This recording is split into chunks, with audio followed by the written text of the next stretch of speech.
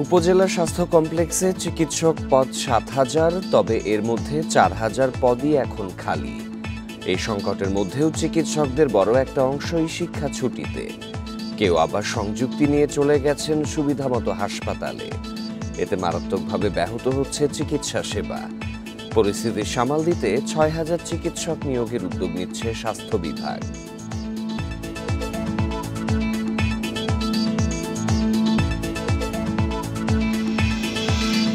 এ নিয়ে থাকছে বিস্তারিত প্রতিবেদন। স্বাগত সকাল ৯টার বিরতিহীন সংবাদে। এবার জানিয়ে দেব প্রধান শিরোনাম। প্রার্থীর ২৩, ভোটের বয়স ১৬ চেয়ে এনসিপির প্রস্তাব জমা দুপুরে, লিখিত জানাচ্ছে বিএনপিও।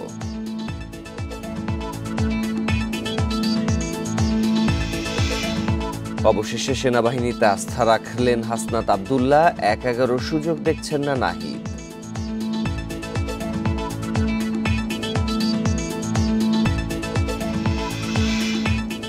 নির্বাচন সংস্কারকে মুখোমুখি না করার তাগিদ তারেক রহমানের, জাতীয় ঐক্যে মতবিরোধ নয়।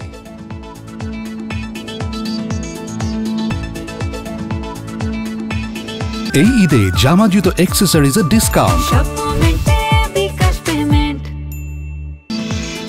সংবাদে আরো যা থাকছে।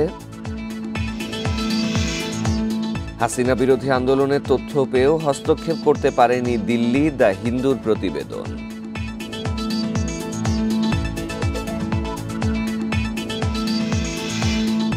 যৌথ গবেষণায় চীনের তিস্তা পরিকল্পনা সুরাহা, সময় লাগবে ২ বছর, জানালেন রিজওয়ানা।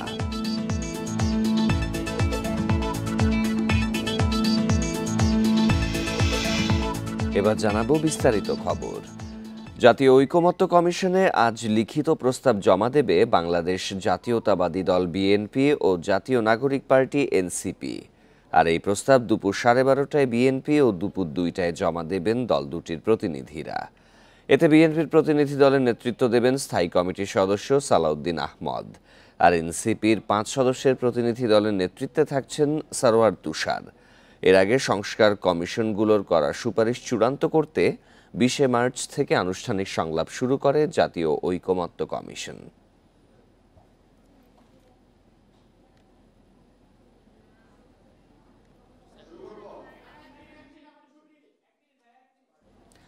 এ নিয়ে আরো কথা বলতে আমাদের সাথে যোগ দিচ্ছেন বিএনপি চেয়ারপারসনের উপদেষ্টা জয়নুল আবদিন ফারুক। জনাব জয়নুল আবদিন ফারুক, আপনাকে স্বাগত জানাচ্ছি। শুরুতে জানতে চাই, জাতীয় ঐকমত্য কমিশনে আজকে বিএনপি তাদের লিখিত প্রস্তাব দিতে যাচ্ছে, এখানে কোন কোন বিষয়গুলোতে জোর দেয়া হবে? ইন্ডিপেন্ডেন্ট টেলিভিশন, আপনাকে অনেক অনেক ধন্যবাদ। বহু রক্তে অর্জিত এই ইন্টেরিয়াম গভর্নমেন্ট পৃথিবীর ইতিহাসে যে একটি গ্রহণযোগ্য ব্যক্তি, শুধু বাংলাদেশ নয়, এমন একটি ব্যক্তির অধীনে বাংলাদেশ এখন পরিচালিত হচ্ছে। আমরা আশা করি এই সরকারের অধীনে একটি সুষ্ঠু নির্বাচনের মাধ্যমে ক্ষমতা হস্তান্তর হবে এবং জনপ্রতিনিধি নির্বাচিত হবে। সেই জনপ্রতিনিধি জাতীয় সংসদে যারাই ক্ষমতায় যাবে, যারাই সরকার গঠন করবে, তারাই বাংলাদেশকে শান্তি সুখে রাখার ব্যবস্থা করবেন এবং অতীতের মতো ফ্যাসিস্ট হবেন না। এই কারণেই ছাত্র জনতার ঐক্যবদ্ধ আন্দোলনে, যেটা বিগত 20 বছর তারেক রহমানের নেতৃত্বে আমরা রাস্তায় থেকে আন্দোলন করেছি, তারই সমর্থন দিয়ে আমরা এই পতিত সরকারকে বিদায় করতে পেরেছি। তাই এই মুহূর্তে ইন্টেরিয়াম গভর্নমেন্ট ঐকমত্য কমিশন গঠন করেছেন, সেগুলো প্রস্তাব আজকে জাতীয়তাবাদী দল বিএনপি আজকে সরকারের কাছে, ঐকমত্য কমিশনের কাছে জমা দিবেন। আমি আশা করি বিএনপির এই প্রস্তাবগুলো হবে সুদূর প্রসারী এবং বাংলাদেশের ইতিহাসে যাতে একটি সুষ্ঠু নির্বাচন, গ্রহণযোগ্য নির্বাচন হতে পারে, সেই বিষয়গুলো উল্লেখ থাকবে। তাই যে লিখিত প্রস্তাবগুলো সরকার পাঠিয়েছে বা ঐকমত্য কমিশন পাঠিয়েছে, সেগুলো বিশ্লেষণ, চুল ছাড়া বিশ্লেষণ করে জাতীয়তাবাদী শক্তি আজকে জমা দিবে। এতে আমার একটি রাজনৈতিক কর্মী হিসেবে আমার দৃঢ় বিশ্বাস থাকবে যে অনির্বাচিত যারা আছেন, অনির্বাচিত কেউ যেন ক্ষমতায় থাকতে না পারে, নির্বাচিত হতে না পারে, সে বিষয়ে লক্ষ্য রেখেই জাতীয়তাবাদী শক্তি, এই দল, মুক্তিযুদ্ধের এই দল আজকে ঐকমত্য কমিশনের কাছে তাদের প্রস্তাবগুলো জমা দিবেন। ইতিমধ্যে আমরা এই রাজনৈতিক অঙ্গনে বহু তাপ উত্তাপ পরিলক্ষিত হচ্ছে নির্বাচনকে নিয়ে। আমাদের নেতার স্পষ্ট বক্তব্য, জাতীয় ঐক্যমত না হলে দেশি ফ্যাসিস্টের বিরুদ্ধে সংগ্রাম করা কঠিন ছিল। এখনো একটি সুষ্ঠু নির্বাচন জন্য জাতীয় ঐক্য প্রয়োজন। সেই কারণে আজকে বাংলাদেশ জাতীয়তাবাদী দলের আপনার সংবাদে যেটা প্রকাশিত হয়েছে, সালাউদ্দিন আহমদ নেতৃত্বে একটি প্রতিনিধি দল ঐক্যমত্য কমিশনের কাছে আমাদের এই প্রস্তাবগুলো জমা দেবেন। জনাব জয়নুল আবদিন ফারুক, আরেকটি বিষয় জানতে চাই যে বিএনপির নিজেদেরও তো 31 দফা রাষ্ট্র সংস্কারের পরিকল্পনা রয়েছে। আজকের প্রস্তাবে সেই বিষয়টি কতটুকু ভূমিকা রাখতে পারে? হাসিনার রক্তচক্ষু উপেক্ষা করেও আমাদের নেতা তারেক রহমানের নেতৃত্বে আমরা সেদিন 31 দফা সংস্কার জাতির সামনে উপস্থাপন করেছি। নিশ্চয়ই আমার দল, মুক্তিযুদ্ধের দল, জিয়াউর রহমানের দল, খালেদা জিয়ার দল, তারেক রহমানের বর্তমান নেতৃত্বের সুসংগঠিত দল এমন একটি প্রস্তাব সরকারের কাছে বা ঐক্যমত্য কমিশনের কাছে দিবেন যেটা 31 দফার ভিত্তিতে হবে। কারণ সংস্কার নিয়ে যে আলোচনা সমালোচনা বাংলাদেশে এখন চলছে, এগুলো তো আমরা আগেই হাসিনার সময় আমরা এই সংস্কারগুলো দিয়েছি। তাই সেই বিষয়ে নিশ্চয়ই আমার দল লক্ষ্য রাখবেন এবং যেগুলো আমরা অতীতে বলেছি জনগণের কাছে ওয়াদাবদ্ধ হয়েছি যে আমরা সরকার করতে পারলে আমরা এই সমস্যাগুলো সমাধান করবো, এই সংস্কারগুলো করব, যাতে জাতি হাসিনার মতো ফ্যাসিস্টের দিকে কোনো সরকার যেতে না পারে। জনাব জয়নুল আবদিন ফারুক, আপনাকে অসংখ্য ধন্যবাদ আমাদের সাথে যোগ দিয়ে আলোচনা। Thank you.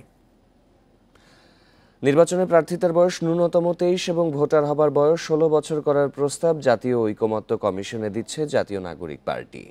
এছাড়া 72-এর সংবিধান নিয়েও তাদের রয়েছে নিজস্ব পর্যবেক্ষণ। আর এসব নিয়েই আজ কমিশনে লিখিত মতামত দিচ্ছে তারা। পাশাপাশি রাজনীতির সুযোগ পেলে নৈরাজ্য সৃষ্টি করবে আওয়ামী লীগ। রাষ্ট্র সংস্কারে জাতীয় ঐকমত্য কমিশনের লিখিত প্রস্তাব জমা ও সমন্বয় কমিটি পরিচিতি উপলক্ষে বাংলা মোটরে জাতীয় নাগরিক পার্টির সংবাদ সম্মেলন। এতে জানানো হয় রোববারই এসব প্রস্তাব কমিশনে জমা দেবেন তারা। এ সময় দলের যুগ্ম আহ্বায়ক সারোয়ার তুষার জানান, কমিশন 166টি সংস্কার প্রস্তাবের 111টি সংলাপ ছাড়াই বাস্তবায়ন সম্ভব জানালেও এসব সুপারিশের উপর আলোচনার প্রয়োজন রয়েছে। 111টি যে সংস্কার সুপারিশ, তার মধ্যে কিছু কিছু জায়গায় আমাদের কাছে মনে হয়েছে যে এগুলোর ক্ষেত্রে আলোচনার দরকার আছে। তো আমরা সেইটার ক্ষেত্রে কমিশনের কাছে জানতে চাইব যে কি ভিত্তিতে আপনারা আলোচনা ছাড়া ওই 111টা বাছাই করলেন। এটা আমাদের তাদের কাছে প্রশ্ন থাকবে, কারণ ওখানে অনেকগুলো জিনিস আছে যেগুলো আমাদের কাছে মনে হয়েছে যে গ্রেটার আলোচনা দরকার আছে। আর আওয়ামী লীগের রাজনীতিতে ফেরা প্রশ্নে তুষার বলেন, এই দলটি দেশবিরোধী শক্তি, সুযোগ পেলে দেশ অস্থিতিশীল করতেই মাঠে নামবে তারা। আওয়ামী লীগ এখন পরিষ্কারভাবে একটা দেশ বিরোধী শক্তি এবং ভারতের এজেন্ট। তারা যদি আন্দোলনে নামে সেটাকে আমরা আন্দোলন বলবো না, তারা একটা দেশকে অস্থিতিশীল করার জন্য নামবে। তখন সেই ক্ষেত্রে পুলিশ প্রপোর্শনের যে বল প্রয়োগের যে অধিকার পুলিশে আছে সেটা সবসময় থাকবে।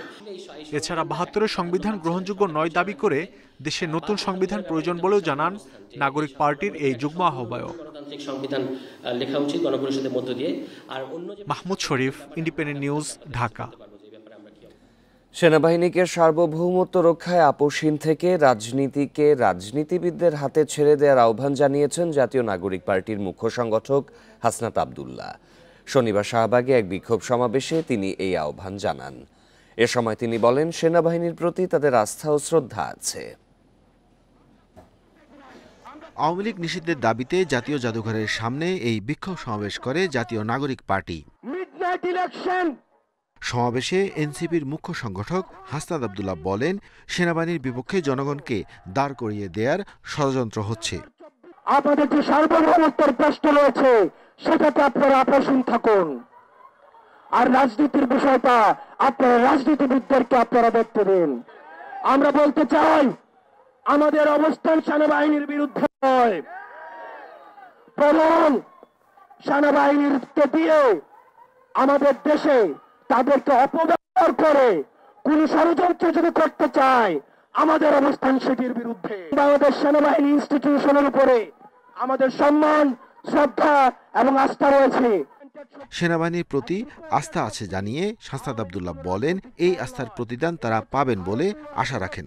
এদিকে দ্রুত সময়ে বিচার প্রক্রিয়ার মধ্য দিয়ে আওয়ামী লীগকে নিষিদ্ধ করার দাবি জানান এনসিপির সদস্য সচিব আক্তার হোসেন। বাংলাদেশে সামনের দিনে আওয়ামী লীগের নাম মার্কা আদর্শে কোনো রাজনীতি চলবে না, সেই নিশ্চয়তা আমাদেরকে দিতে হবে। পরে একটি বিক্ষোভ মিছিল বের করা হয়। মিছিলটি শাহবাগ থেকে শুরু করে জাতীয় শহীদ মিনারে গিয়ে শেষ হয়। Arafatur Rahman, Independent News, Dhaka. আওয়ামী লীগকে পুনর্বাসনের চেষ্টা করলে কঠোরভাবে দমন করা হবে বলে হুঁশিয়ারি দিয়েছেন জাতীয় নাগরিক পার্টির আহ্বায়ক নাহিদ ইসলাম। শনিবার বিকেলে রাজধানীর বকশীবাজারে এক ইফতার মাহফিলে অংশ নিয়ে তিনি এই মন্তব্য করেন। বলেন, এদেশে বিরাজনীতিকরণের সুযোগ দেয়া হবে না। আওয়ামী লীগের পুনর্বাসন কোন ধরনের পরিকল্পনা করলে তাকে কঠোর হস্তে দমন করা হবে। এই ফ্যাসিজমের যত দোষর রয়েছে, সুবিধাভোগী রয়েছে, তাদেরকেও বিচারের আওতায় আমরা নিয়ে আসার আহ্বান জানাচ্ছি। কোন ধরনের বিরাজনীতিকরণ এবং সামরিকরণের চেষ্টা বাংলাদেশে আমরা আর মেনে নেব না। হাসনাত আব্দুল্লাহ রাষ্ট্রের বিভিন্ন কমিটির সঙ্গে মিটিং নিয়ে ফেসবুক স্ট্যাটাস দেওয়া উচিত হয়নি, এটি শিষ্টাচার বহির্ভূত, এমন মন্তব্য করেছেন জাতীয় নাগরিক পার্টির মুখ্য সমন্বয়ক নাসির উদ্দিন পাটোয়ারি। তবে রাজনৈতিক সিদ্ধান্তের ক্ষেত্রে ক্যান্টনমেন্টের হস্তক্ষেপ কাম্য নয় বলেও মন্তব্য করেন তিনি। শনিবার সিলেটে জাতীয় নাগরিক পার্টি আয়োজিত ইফতার মাহফিলে সাংবাদিকদের এক প্রশ্নের জবাবে নাসির উদ্দিন পাটোয়ারি বলেন, আওয়ামী লীগ নিষিদ্ধের বিষয়ে যারাই বিরোধিতা করবে তাদের সঙ্গে এনসিপির যুদ্ধ অব্যাহত থাকবে। এদিকে অনুষ্ঠানে ইফতারের আগ মুহূর্তে বক্তব্য দেয়াকে কেন্দ্র করে এনসিপি দুই পক্ষের হাতাহাতির ঘটনা ঘটে। এ সময় ঘটনার ফুটেজ নিতে গেলে হেনস্থার শিকার হন উপস্থিত সাংবাদিকেরা।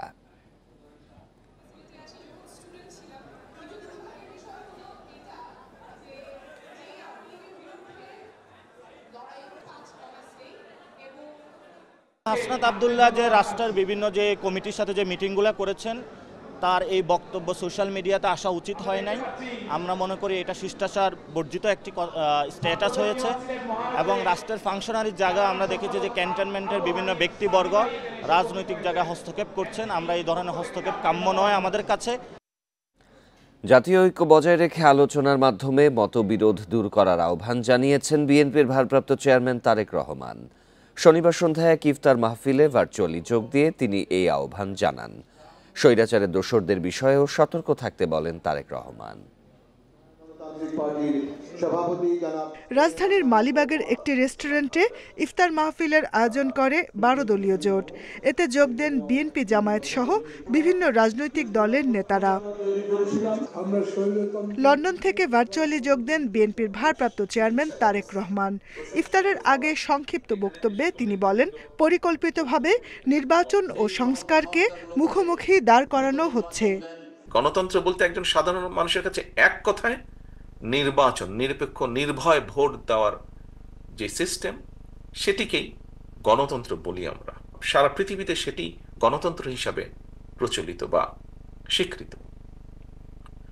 কিন্তু এই ব্যবস্থাকে সংস্কার এবং নির্বাচন, এটিকে মুখোমুখি করে দেওয়া হচ্ছে। যে ঐক্যের মাধ্যমে স্বৈরাচারের পতন ঘটানো হয়েছে, সেই ঐক্য ধরে রাখার আহ্বান জানান তিনি। যেই ঐক্যকে নিয়ে আমরা স্বৈরাচারকে বিদায় করেছিলাম, সেই ঐক্যকে আমরা ধরে রাখি। মতভিন্নতা থাকবে, আমরা বসবো, আলোচনা করব। তারেক রহমান বলেন, এমন কোনো কাজ করা ঠিক হবে না যার ফলে স্বৈরাচার ও তার দোসররা লাভবান হয়। স্বৈরাচার বা তার প্রেতাত্মারা আবার এদেশের। Jahanara Parvin, Independent News, Dhaka. Awami League ও জাতীয় পার্টিকে বাদ দিয়ে সুষ্ঠু নির্বাচন হবে না বলে মন্তব্য করেছেন জাতীয় পার্টির চেয়ারম্যান জিএম কাদের।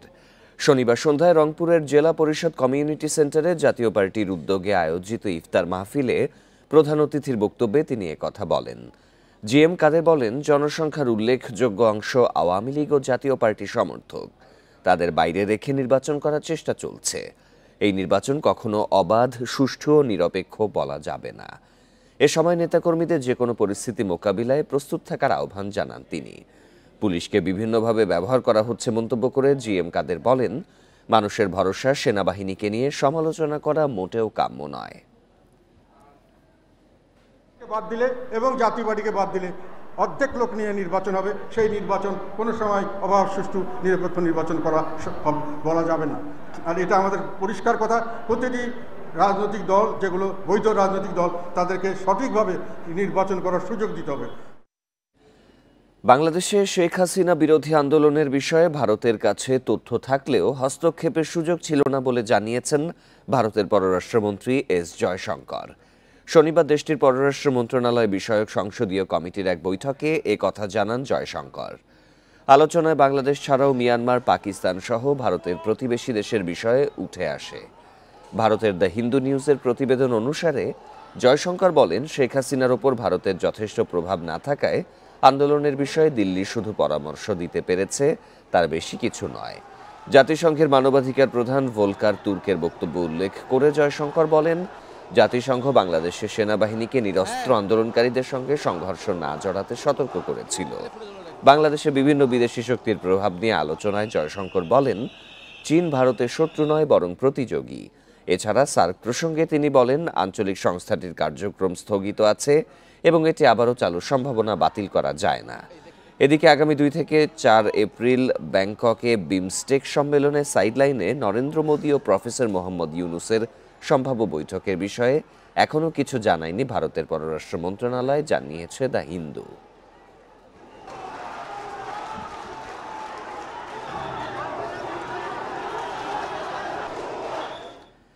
চীন বাংলাদেশের যৌথ গবেষণার পর তিস্তা মহাপরিকল্পনা প্রকল্প চূড়ান্ত হবে।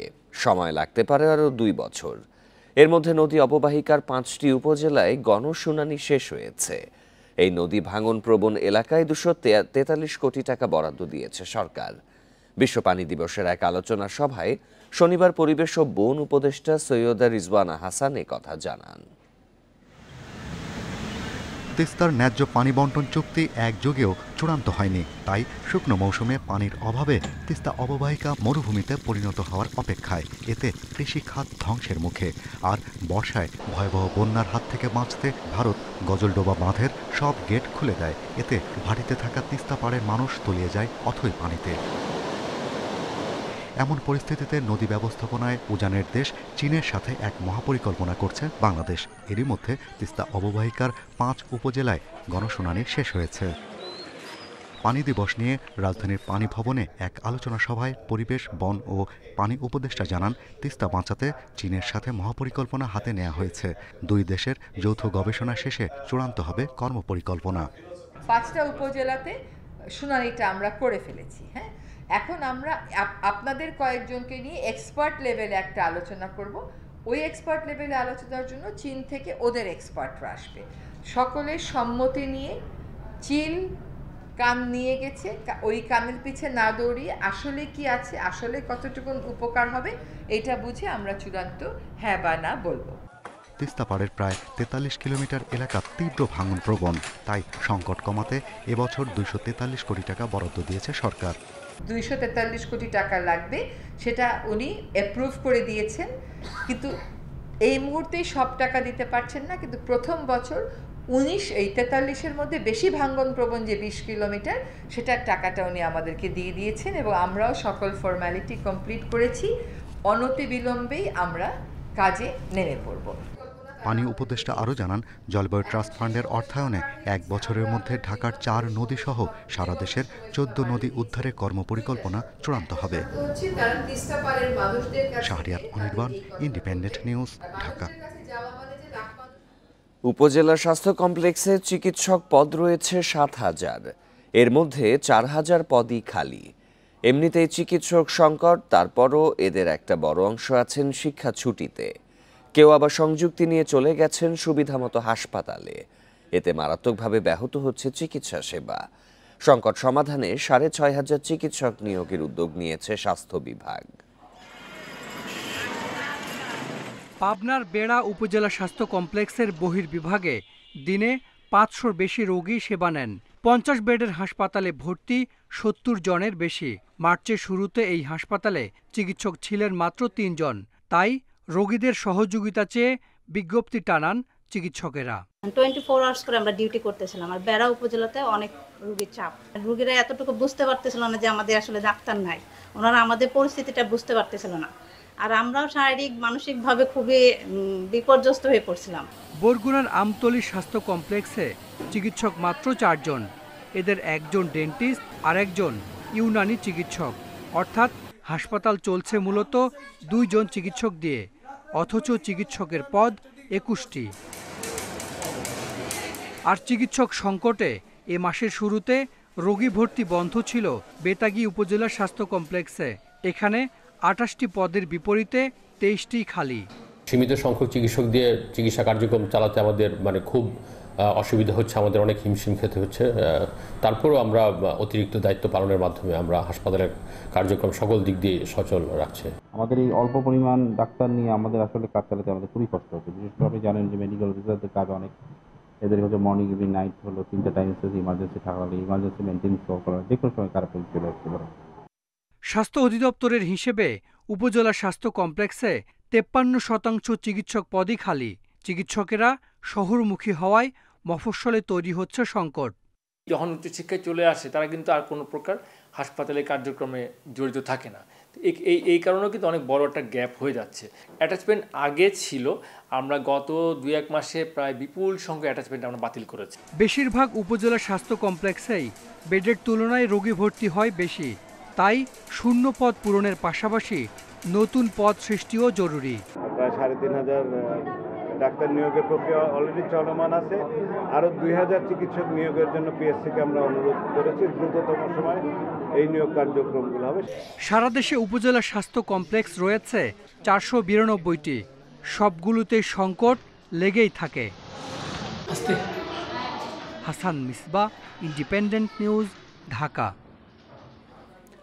উপজেলা স্বাস্থ্য কমপ্লেক্সে দুর্দশা নিয়ে আরও জানাতে পাবনা ও নীলফামারী থেকে এবার যোগ দেবেন সহকর্মীরা। শুরুতেই যাব পাবনাতে, সেখানে রয়েছেন সহকর্মী খায়রুল ইসলাম। খায়রুল, এই স্বাস্থ্য কমপ্লেক্সে যে বেডের তুলনায় রোগীর সংখ্যা অনেক বেশি পাবনাতে দেখা যাচ্ছে, কি কি ধরনের দুর্ভোগ পোহাচ্ছেন রোগীরা? নতুন কোনো নিয়োগ বিজ্ঞপ্তি দেয়া হয়েছে কি? আসলে আমি যে হাসপাতালে এখন অবস্থান করছি এটাও কিন্তু 33 শয্যা একটি হাসপাতাল। এখানে কিন্তু যেখানে রোগী থাকার কথা কিন্তু বেডে 33 জন, সেখানে কিন্তু এর অনেক অধিক কিন্তু রোগী এখানে ভর্তি রয়েছেন। পাশাপাশি প্রতিদিন কিন্তু এখানে অসংখ্য মানুষ কিন্তু চিকিৎসা নিতে আসেন, কিন্তু অনেকেই আবার চিকিৎসা না পেয়ে কিন্তু তারা ফিরে যাচ্ছেন। অনেকেই আবার বিভিন্ন ক্লিনিক কিন্তু চিকিৎসা নিচ্ছেন। সবচেয়ে বড় বিষয় হলো, আমি যে বিষয়টা নিয়ে আপনাদের তুলে ধরতে চাই সেটা হচ্ছে পাবনার বেড়া হাসপাতাল নিয়ে আমরা কাজ করেছিলাম। সেখানে কিন্তু যে হাসপাতালে 16 জন চিকিৎসক থাকার কথা ছিল, সেখানে কিন্তু গত 2 সপ্তাহ আগে 3 জন চিকিৎসক দিয়ে 16 জনের চিকিৎসক কাজ কিন্তু সারতে হয়েছিল। যে কারণে কিন্তু অনেক রোগী এসে হাসপাতালে চিকিৎসা না পেয়ে হাসপাতালের চিকিৎসকদের উপর চড়াও হওয়ার পরিপ্রেক্ষিতে হাসপাতালের চিকিৎসকরা একটি সাইনবোর্ড কিন্তু টানিয়ে দিয়েছিল যে তারা আসলে চিকিৎসা দিতে হিমশিম খাচ্ছেন, এবং তারা জনসাধারণকে সতর্ক করতে এই সাইনবোর্ড টানানো হয়েছে। এর পরিপ্রেক্ষিতে কিন্তু এটি ফেসবুকে ভাইরাল হওয়ার পরেই ঊর্ধ্বতন কর্তৃপক্ষ সেখানে কিন্তু আরো 3 জন চিকিৎসক নিয়োগ দিয়েছেন। সেই বেড়া হাসপাতালে কিন্তু 16 জন চিকিৎসকের বিপরীতে সেখানে কিন্তু 6 জন চিকিৎসক দিয়ে একটি 50 শয্যা হাসপাতালের চিকিৎসা সেবা চলছে। সবচেয়ে বড় বিষয় হলো সেখানে 50 শয্যা হাসপাতালের এটি হাসপাতালে সেখান থেকে 100-র উপরে রোগী কিন্তু সবসময় ভর্তি থাকেন। এই 6 জন চিকিৎসক দিয়ে কিন্তু একটি বড় হাসপাতাল চালানো সম্ভব হয় না বলে সেখানকার চিকিৎসক দ্বারা আমাদেরকে জানিয়েছেন। এবং আরও একটি বড় বিষয় হচ্ছে, আমি যে হাসপাতালে রয়েছি আটঘরিয়া উপজেলা স্বাস্থ্য কমপ্লেক্স, এখান থেকে কিন্তু পাবনা শহরের দূরত্ব কিন্তু 14 কিলোমিটার। সহজেই কিন্তু এই উপজেলার মানুষ কিন্তু সদরে গিয়ে চিকিৎসা নিতে পারেন, কিন্তু বেড়া হাসপাতাল থেকে কিন্তু পাবনা জেনারেল হাসপাতালে আসতে কিন্তু 60 কিলোমিটার অতিক্রম করতে হয়। যে কারণে প্রত্যন্ত এলাকার হাসপাতালগুলোর মানুষ কিন্তু এই চিকিৎসা নিতে কিন্তু তারা চরমভাবে হিমশিম খাচ্ছে। এই ছিল আমার কাছে আসলে পাবনার স্বাস্থ্য সেবার সর্বশেষ। খায়রুল আমাদের সাথেই থাকবেন। এবারে নীলফামারীর পরিস্থিতি জানাতে যোগ দেবেন সহকর্মী আরফিনুল ইসলাম। আরফিনুল, উপজেলা স্বাস্থ্য কমপ্লেক্সে দেখা যাচ্ছে যে 53% চিকিৎসক পদই খালি থাকছে, তো নীলফামারীতে এর প্রভাব কেমন পড়েছে? জি, আপনি যেমনটা বলছিলেন, সারা দেশের ন্যায় আমাদের নীলফামারী জেলায় মোট 6টি উপজেলা স্বাস্থ্য কমপ্লেক্স রয়েছে। তো এই 6টি উপজেলা স্বাস্থ্য কমপ্লেক্সের মধ্যে 4টির চিকিৎসা সেবার বেহাল দশা আমরা লক্ষ্য করছি। আমরা কয়েকদিন ধরে বিভিন্ন হাসপাতালগুলোতে গিয়েছি ডক্টর, চিকিৎসক এবং এখানে আসা রোগীদের সাথে আমরা কথা বলেছি। তো আমরা যেটা জানতে পেরেছি, চিকিৎসক সংকটের কারণে চিকিৎসা সেবা ব্যাহত হচ্ছে বলে চিকিৎসকরা আমাদেরকে জানিয়েছে। পাশাপাশি আমি যদি এই হাসপাতালগুলোর একটা চিত্র আপনাদের সামনে তুলে ধরার চেষ্টা করি, তাহলে এখানে আমরা দেখতে পাচ্ছি যে নীলফামারী জেলায় যে ৪টি উপজেলা স্বাস্থ্য কমপ্লেক্সের কথা আমি এই মুহূর্তে বলতে চাই। ডোমার উপজেলায় ৩২ জন চিকিৎসকের পদ রয়েছে, যেখানে চিকিৎসক রয়েছে মাত্র ৪ জন। অপরদিকে ডিমলা উপজেলায় ৩২ জন চিকিৎসকের বিপরীতে চিকিৎসক কর্মরত রয়েছেন ৬ জন। জলঢাকা উপজেলায় ৩৩ জন চিকিৎসকের পদ রয়েছে, যেখানে কর্মরত রয়েছেন মাত্র ৩ জন চিকিৎসক। কিশোরগঞ্জ উপজেলারও একই অবস্থা। এখানে ৩১ জন চিকিৎসকের পদ রয়েছেন এবং কাজ করছেন ১১ জন চিকিৎসক। নীলফামারী পুরো জেলায় প্রতিটি উপজেলায় প্রায় ১৫ থেকে ২০ লাখ মানুষ বাস করে এবং এই হাসপাতাল কর্তৃপক্ষের সাথে আমরা কথা বলে যেটা জানতে পেরেছি, প্রতিটি উপজেলা স্বাস্থ্য কমপ্লেক্সেই প্রতিদিন বহির্বিভাগে ৩০০ থেকে ৫০০ মতো রোগী চিকিৎসা নেয় এবং অন্তর্বিভাগে ৫০ থেকে ১০০ জন রোগী ভর্তি থাকে। তো এই যে রোগীগুলো ভর্তি রয়েছে তাদের অধিকাংশই আমাদেরকে জানিয়েছে যে এই চিকিৎসক সংকট রয়েছে এবং সারাদিন মাত্র একবার একজন ডক্টর এসে রোগীদেরকে দেখে যান। তাদের অভিযোগ যে তাদের কোনো সমস্যা হলে তারা যখন ডাক্তার চান তারা সময় মতো ডক্টর পান না, এমনকি ওষুধেরও ব্যাপক সংকট রয়েছে। এখানে আসা রোগীরা বলছে যে হাসপাতাল থেকে শুধুমাত্র প্যারাসিটামল সরবরাহ করা হয়, এর বাইরে আর কোনো রকমের ওষুধ তাদেরকে সরবরাহ করা হয় না। আমরা এই বিষয়টা নিয়ে কথা বলেছিলাম জেলা সিভিল সার্জন এবং জেলা প্রশাসকের সাথে। আমরা যেটা জানতে পেরেছি সেটা হলো যে অন্যান্য জেলার মতো এই জেলাতেও চিকিৎসক সংকটের কারণে তারা এই বিষয়গুলো ঊর্ধ্বতন কর্তৃপক্ষের কাছে জানিয়েছে। নিয়োগ হলে অতি শীঘ্রই এই সমস্যাগুলো কেটে যাবে বলে তারা আমাদেরকে নিশ্চিত করেছে।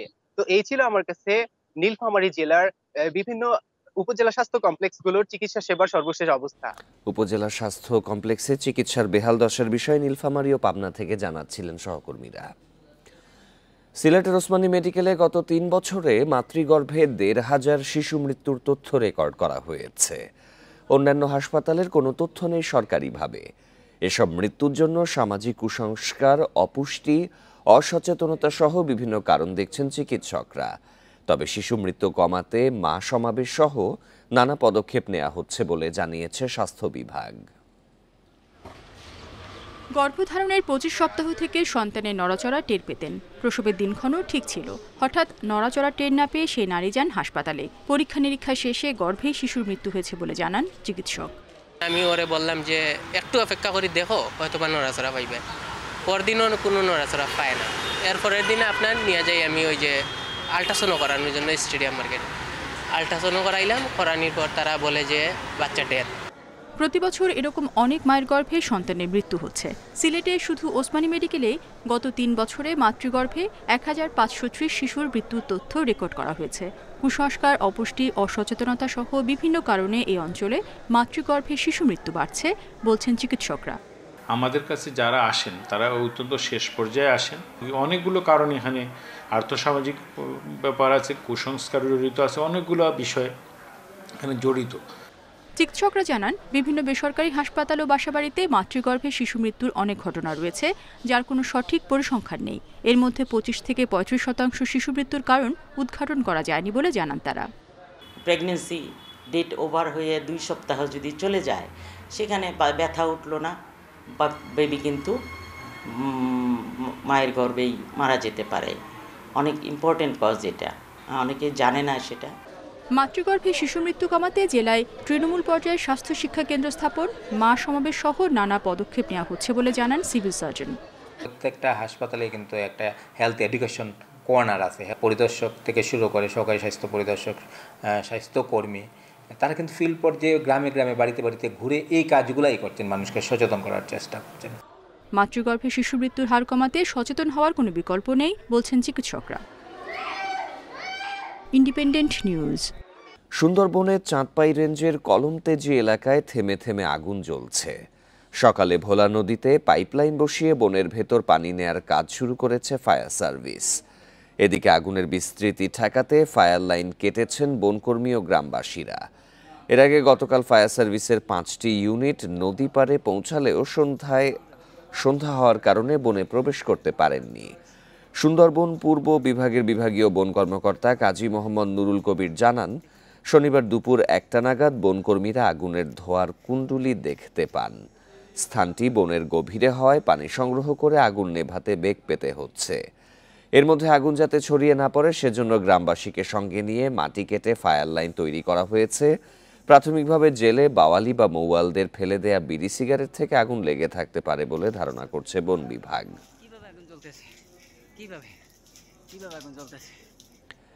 এ নিয়ে আরও জানাতে বাগেরহাট থেকে যোগ দিচ্ছেন সহকর্মী অলিভ কুমার ঘটক।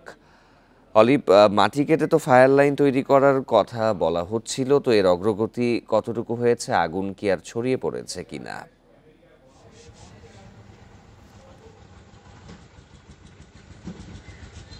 দেখুন, পূর্ব সুন্দরবনের চাঁদপাই রেঞ্জের ধানসাগর স্টেশনের কলমতেজি টহলপাড়ি, এই টহলপাড়িতে কিন্তু গতকালকে দুপুর 1টা নাগাদ বনকর্মীরা আগুন দেখতে পায়। সেই আগুন কিন্তু তারা দেখতে পেয়ে সঙ্গে সঙ্গে কিন্তু তারা গ্রামবাসীকে খবর দেয় এবং তারা গ্রামবাসীকে খবর দিয়ে সেখানে নিয়ে গিয়ে তারা আগুনের স্থানটি নির্ধারণ করে এবং তারা সেইখানে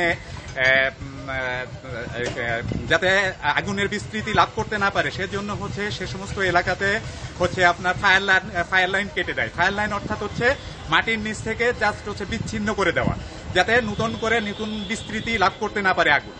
সেই আগুনের কাজ কিন্তু তারা গতকালকে থেকে শুরু করেছে এবং বন বিভাগের যে নিজস্ব সেচ পাম্প রয়েছে, সেই সেচ পাম্প দিয়ে কিন্তু কালকে তারা ফায়ার লাইন কেটে কিন্তু যেখানে তারা ধোঁয়ার কুণ্ডলী এবং আগুন দেখতে পেয়েছে সেখানে কিন্তু তারা পানি ছিটিয়েছে। এবং আমি কিছু আগে কথা বলেছিলাম বন বিভাগের ডিএফও বিভাগীয় বন কর্মকর্তা কাজী মোহাম্মদ নুরুল কবির, তিনি আমাকে জানিয়েছেন যে যেখানে আগুন দেখতে পেয়েছিলাম আমরা কিন্তু সেই আগুন মোটামুটি পরিস্থিতি নিয়ন্ত্রণে নিয়েছি এবং আমরা সেখানে কিন্তু পানি ছিটানোর কাজ শুরু করি এবং সেখান থেকে যাতে নতুন এলাকা আগুন ছড়িয়ে পড়তে না পারে সে কিন্তু ফায়ার লাইন কাটা হয়। আর আমি কথা বলেছিলাম ফায়ার সার্ভিস। নিশ্চয়ই এ বিষয়ে আপনি তথ্য সংগ্রহ করতে থাকুন। পরিস্থিতি যত তাড়াতাড়ি স্বাভাবিক হোক এটাই সকলের প্রত্যাশা। নোয়াখালী সদরের একটি বাজারে মধ্যরাতে আগুনে পুড়ে গেছে 18টি দোকান। রাত 1:45টার দিকে উপজেলার মান্নাননগর বাজারে এই ঘটনা ঘটে। স্থানীয় ব্যবসায়ী ও ফায়ার সার্ভিস জানায়, রাত 1:45টার দিকে দক্ষিণ বাজারে একটি হোটেলে থেকে আগুন লেগে তা দ্রুত অন্য দোকানগুলোতে ছড়িয়ে পড়ে। খবর পেয়ে ফায়ার সার্ভিসের 4টি ইউনিট ঘটনাস্থলে পৌঁছে 2 ঘন্টার চেষ্টায় আগুন নিয়ন্ত্রণে আনে। পুড়ে যাওয়া দোকানগুলোর মধ্যে একাধিক কাপড়ের দোকান, হোটেল, রেস্তোরাঁ ও মুদি দোকান রয়েছে। আগুনে প্রায় 1.5 কোটি টাকার ক্ষতি হয়েছে বলে জানিয়েছেন ব্যবসায়ীরা। বাজারের একটি হোটেল থেকে আগুনের সূত্রপাত ঘটেছে বলে প্রাথমিকভাবে জানিয়েছে ফায়ার সার্ভিস।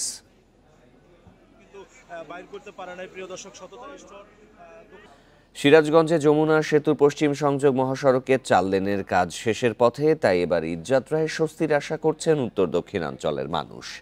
তবে এই পথ পেরিয়ে ভোগান্তির কারণ হতে পারে হাটিকুমরুল বগুড়া মহাসড়ক। বিভিন্ন জায়গায় নির্মাণ কাজ চলমান ও কয়েকটি পয়েন্টে সিঙ্গেল লেন থাকায় হতে পারে যানজট। যদিও সড়ক বিভাগ ও হাইওয়ে পুলিশ বলছে ঈদযাত্রার জন্য নেওয়া হচ্ছে নানা উদ্যোগ। উত্তরবঙ্গের প্রবেশদ্বার হিসেবে পরিচিত যমুনা সেতুর পশ্চিম সংযোগ সড়ক। এটি পার হয়ে হাটিকুমরুল মোড় থেকে রাজশাহী, পাবনা ও রংপুর মহাসড়কে যায় যানবাহন। সংযোগ সড়কটি এখন 4 লেনের। বিভিন্ন পয়েন্টে নির্মাণ করা হয়েছে আন্ডারপাস, ওভারপাস ও ফ্লাইওভার। ফলে এই মহাসড়ক ব্যবহার করে উত্তর ও দক্ষিণাঞ্চলের ঈদযাত্রা হবে অনেকটাই স্বস্তির। তবে উত্তরাঞ্চলে ভোগান্তির কারণ হয়ে দাঁড়াতে পারে হাটিকুমরুল বগুড়া মহাসড়ক। চান্দাইকোনা পর্যন্ত 28 কিলোমিটারের বিভিন্ন জায়গায় ফ্লাইওভার, ব্রিজ ও রাস্তা প্রশস্ত করার কাজ চলায় অন্তত 3টি পয়েন্টে সৃষ্টি হতে পারে যানজট। চান্দাইকোনা এবং আপনার ওই ভুয়াগাদি, এই দুটো জায়গায় আমার সমস্যা ছিল। এই দুটো জায়গায় কাজটা সম্পূর্ণ হলে আমাদের যানজট খাটা লাগতো না। 4 লাইনের রাস্তা ক্লিয়ার। এখন মনে করেন যেটুকু কাজ বাকি আছে, ঈদের পরে ঈদের আগে যদি ঠিক করে দেয় আমরা যানজট পোহাতে পারবো না। তবে সড়ক বিভাগ বলছে ভোগান্তি কমাতে মহাসড়কটির বেশ কিছু জায়গায় জরুরি মেরামত করা হচ্ছে। এখানে প্রায় কয়েকটি সার্ভিস সড়ক চালু করে দিচ্ছি। এই চালু করার মাধ্যমে এবং কেন্দ্রে যে রিজিড পেভমেন্ট আছে তার মাধ্যমে স্বস্তিতে বাড়ি ফিরবে এইবারের উত্তরের জনগণ। এদিকে ঈদ যাত্রায় মহাসড়কে 3 স্তরের নিরাপত্তা নিশ্চিত করা সহ বিভিন্ন পয়েন্টে বাড়তি জনবল রাখার কথা বলছে হাইওয়ে পুলিশ। যেসব জায়গা আমাদের ঝামেলাপূর্ণ বলে মনে হয় এসব জায়গা আমরা চিহ্নিত করেছি এবং হাইওয়ে পুলিশ আমরা ব্যাপক একটা ম্যানেজমেন্টের আওতা নিয়ে এসেছি যাতে সম্মানিত যাত্রীগণ সুন্দরভাবে তার পরিবারের সাথে ঈদ উদযাপন করতে পারে। যমুনা সেতুর পশ্চিম মহাসড়ক দিয়ে প্রতিদিন উত্তর ও দক্ষিণবঙ্গের 22 জেলা যানবাহন চলাচল করে। স্বাভাবিক সময়ে এ পথে প্রতিদিন 25 থেকে 30 হাজার যানবাহন চলাচল করলেও ঈদের সময় বেড়ে যায় কয়েক গুণ। Independent news. এই ছিল সংবাদে, ধন্যবাদ সবাইকে।